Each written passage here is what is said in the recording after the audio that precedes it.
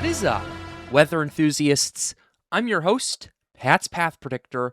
Let's get right into the weather. All right, so here's the situation we have for you, ladies and gentlemen. I know it's been a while. I know I've been gone for quite some time, but we're back. We have a lot to discuss with you, and we have some pretty big tropical development in the Caribbean that might be our grand finale for the hurricane season. So we're going to be talking about that today, as well as going over the conditions, as well as the potential areas that could be impacted. So with that being said, we're going to go ahead and dive right into it right here. Starting off, here is the National Hurricane Center with our latest advisory right here. We have two areas of interest for you right here. Taking a quick look at that. We have this area of interest in the subtropics and our main event, which will be in the Caribbean right here. This was tagged yesterday afternoon. It's now a 30% probability of development, so we have quite a bit to go over for you guys right here, as models are pretty much picking up on this pretty intently and are already starting to scream about it, saying, hey, we're going to want to pay attention to this. We're going to want to watch out for this. So we're going to go ahead and go over what the NHC is saying with this right here. A tropical wave located over the central tropical Atlantic more than 1,000 miles east of the Windward Islands continues to produce a large area of showers and thunderstorms. Gradual development of the system is possible over the next several days, while it moves generally westward at 15 to 20 miles per hour. Regardless of development, this system is expected to bring heavy rainfall and gusty winds to the Windward Islands late this weekend and then move across the Caribbean Sea much of next week. 30% chance of development in the next 7 days. So this is going to be more of a long-term threat from what I'm seeing right here, but we have a lot of model support for that long-term threat as well, and that's the main area of concern. Also, considering the fact that this is entering the Caribbean Sea, no matter where this goes, somebody is going to get impacted at this current point. Once it crosses the Windward Islands, somebody's going to get impacted, and that's my main area of concern with this, and that's something we're especially going to want to pay attention to here. We also have this area of interest over here in the subtropical Atlantic. We'll briefly go over that, and then we'll get to the satellite imagery. A non-tropical area of low pressure is located well off the coast of the northeastern United States. There is a slight chance that the system could develop some subtropical characteristics during the weekend before it moves northeastward over cooler waters by early next week. 48 hours out, we have a 10% chance of development, and in the next 7 days, we have a 10% chance of development. So we'll definitely watch that, but I'm not as concerned as the area of interest in the Caribbean because, number one, it's not going to be impacting very many people, and two, even if it does develop, it'll remain relatively weak. This system over here that's crossing the Caribbean will be the one to watch, and we'll start with satellite imagery just to get things rolling. So here's what we got for you right here. We're going to go ahead and zoom in into the central Atlantic. So here's what we got. Here is, I believe this is our area of interest right here. I believe this is our tropical wave right here that's producing all this convection, still somewhat attached to the Intertropical Convergence Zone, or ITCZ for short, but ultimately it is moving pretty quickly towards the Lesser Antilles, so we're definitely going to want to pay attention to that as well. This is going to be a situation where this system does not develop until it gets to the Caribbean. Just want to make that clear right away. It's very unlikely to develop before it enters this part of the Atlantic right here. It's probably going to move further and further and further to the west before it does that. So we're going to want to pay attention to that as well. You do have this area of convection that's blowing up in front of that. I'm not too particularly worried about that. I would argue that that might enhance the atmosphere, give it some more moisture and give it some more kick, but this is going to be a system that slowly organizes as it heads towards the islands. And looking at water vapor imagery, just to show you this as well, this is a pretty moist environment that this system is going to be moving through for quite some time. So that's something to pay attention to. We definitely saw some more convection and more organization last night, but it is kind of starting to fade a little bit because of diurnal max kind of going away, and now it's daytime. So that's something to keep in mind as well. But you have a pretty moist environment going all the way into the Caribbean, and this area is also going to get relatively moist as well, and we'll show you that in the forecast that we have from the European as well.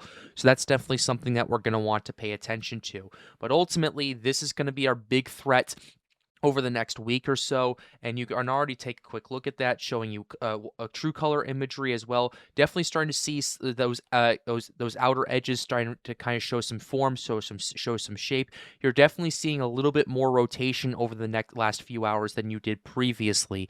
So that's something you need to watch and something you absolutely need to pay attention to. We're going to keep you updated on this here on the Pat's Path Predictor channel as more data continues to come out. But with that being said, we're going to go ahead and now we're going to talk mainly models, and we're going to talk mainly scenarios, because at this current point, we have a lot of unknowns, and I do want to get into the conditions, but I want to get through the models first to show you what they're saying, and then get through the conditions just to kind of go, okay, how is this going to pan out? How are things going to go? And what are the possible conditions that this is going to be dealing with? So models first, then with conditions. And starting off, we're kicking off with the European, and I got to tell you this right now, the European is quite aggressive with this system right here. And if you ever see the European this early out, this aggressive with it, that is something you need to pay attention to, and that is a very big red flag, in my opinion. Mainly, systems that have this much support this early out are the systems that are kind of going to take over the headlines for the year. We saw that with Hurricane Beryl last year. We saw that with Hurricane Helene. Hurricane Milton was something that caught everyone off guard right there, but the hurricane models were definitely screaming about that when that became an infest. There'll be a documentary out next week on that, so stay tuned for that. But ultimately, we'll go ahead and get started with the European, and here's what we got for you right here. The tropical wave is expected to move through parts of the Lesser Antilles, the Windward Islands in particular, in the next 3 days or so, moving out into the Caribbean Sea. Taking a quick look at that, you start to see that moisture really increasing. You're seeing a lot more convection starting to surge across much of the eastern Caribbean. I do want to stress, though, that this is going to remain relatively broad for quite some time until it gets gets towards the central to western Caribbean Sea right here. And then this is where things are going to get interesting. You do see that low pressure system starting to organize, and we'll go ahead and zoom into the Western Atlantic just to show you this, but we can show you how things are starting to pop up a little bit more. 1,007 millibars right here, then 1,006 right here. Look at how broad this is, first of all. Like, the isobars are considerably spread out right here. This is not a particularly tightly organized system right here, but watch as things start to evolve. As you get to 1,004 millibars, as you get to 9 days out, this is by October 26th, right here, October 25th to 26th. The system does start to organize more, starts to strengthen more, and starts to develop more, and you have a very large tropical storm starting to emerge over here in this part of the Caribbean Sea right here. And then as we get to the 27th and then the 28th, the system does start to intensify pretty quickly, potentially into a hurricane, and this is where things get a bit more complicated as well. The steering currents are going to be very beneficial in driving the system to the west, but as this system starts to head towards the Western Caribbean, and kind of meanders between Jamaica, Honduras, and Nicaragua, those steering currents will collapse, and it'll kind of stall, and that will allow for the system to stay over these good conditions and organize as quickly as it can before it becomes a Category 1 hurricane, makes landfall potentially in Jamaica, then strengthens some more up to a Category 2 storm and makes landfall in Cuba before potentially even stalling out again and making another pass towards Cuba as well. The steering currents are going to be very tricky with this right here because we're expecting a lot of ebbs and flows with them. There's not going to be a situation where it's going to move to the west, curve up to the north, and then crash into the Gulf. That's not a type of situation we're looking at. We're looking at a lot more volatile steering currents.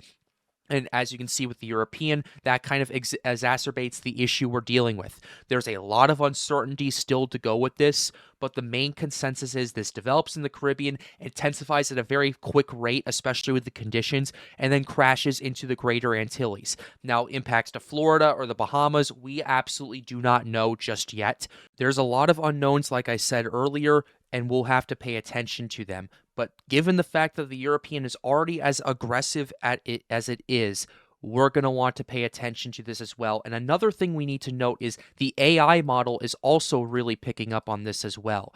The AI model from I believe the 12Z yesterday to the 18Z yesterday went from pretty much showing nothing going around to pretty much having a massive hurricane crashing into Jamaica.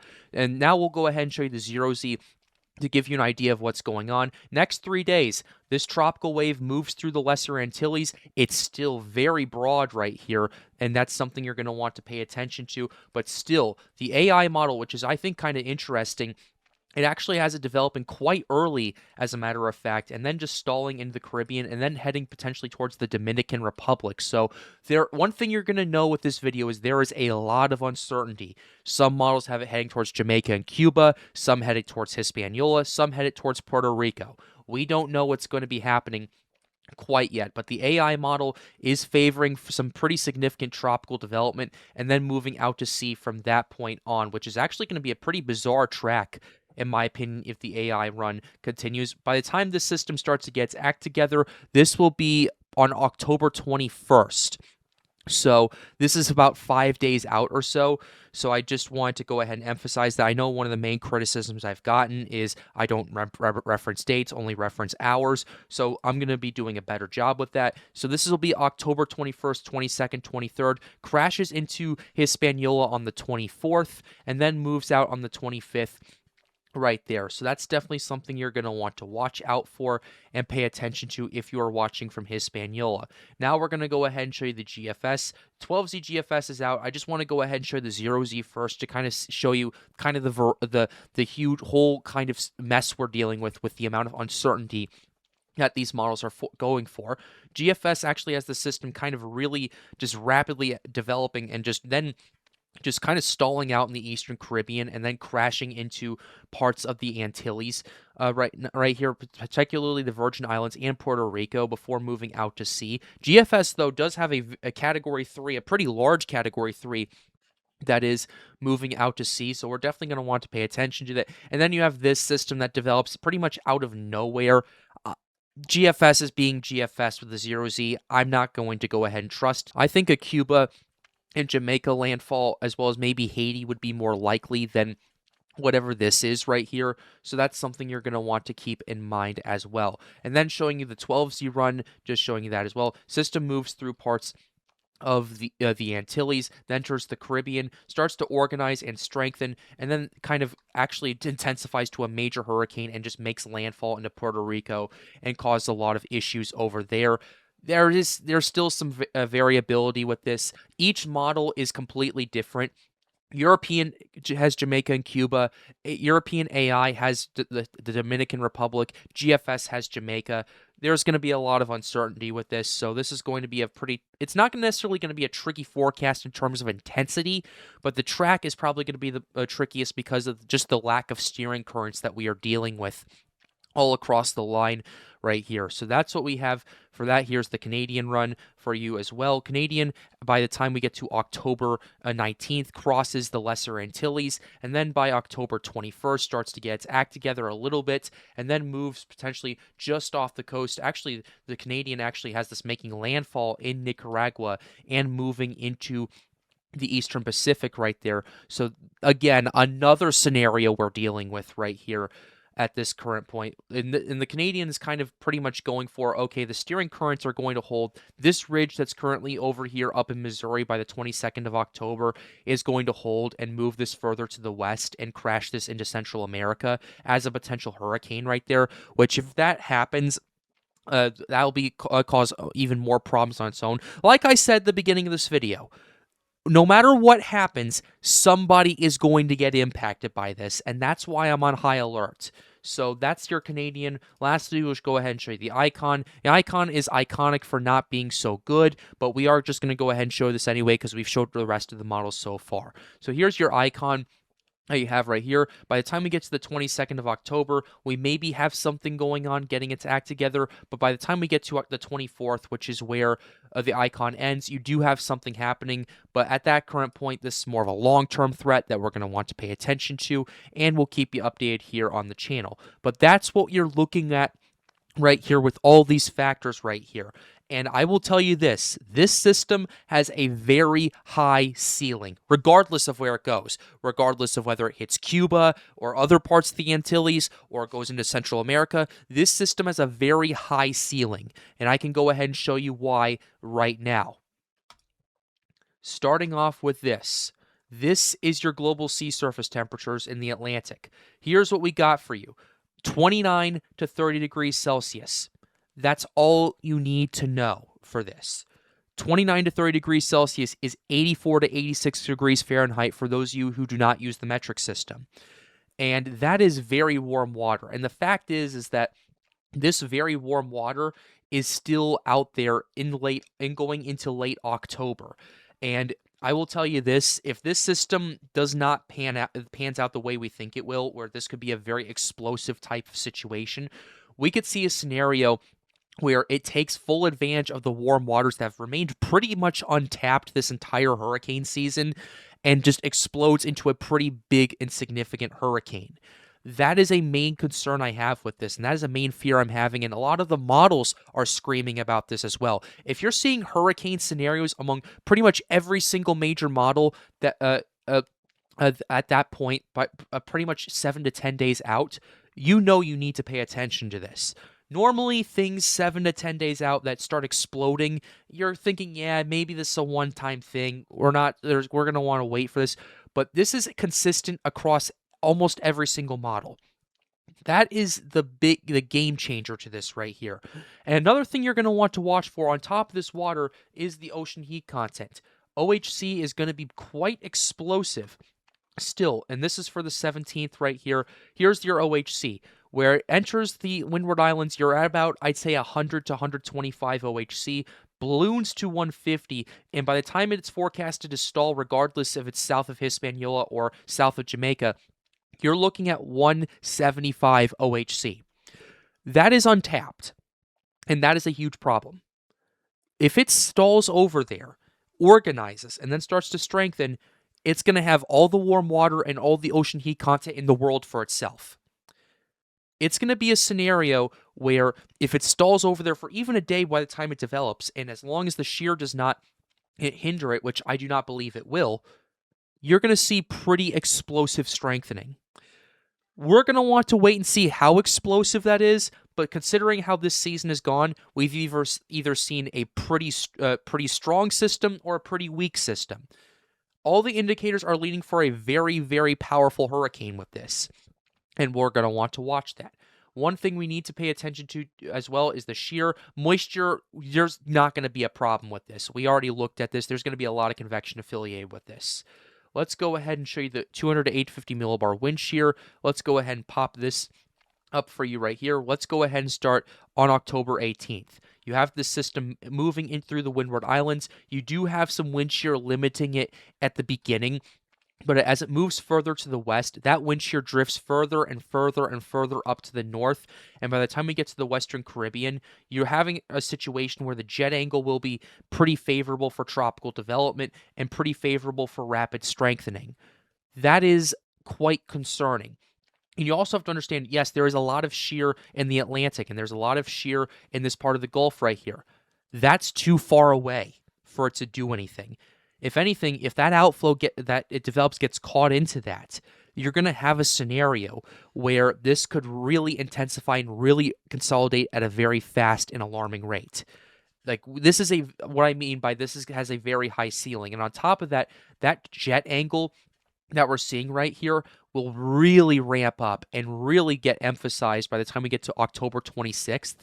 And that's something you're going to want to watch as well. When you see a trough and a jet angle like that, I got to tell you, my gut's telling me this is going to be bad. Just from seeing that, because this is the optimal angle you need for outflow enhancement. And those are things that we're going to continue to watch out for. Those are things we're going to continue to keep you updated on. And those are things we're going to watch for you here on the Pat's Path Predictor channel. But with that being said, we're going to go ahead and close the video out right here. I really hope you guys enjoyed it. I'm glad I'm back. I'll be back covering this all week. Be sure to like the video, subscribe to the channel if you are new. The goal, as always, is to get more people engaged with weather. Help out, hang out, ask us questions, join the Storms Unite Discord server. Link to that is in the end screen. And with that being said, have a wonderful day, guys. Stay safe.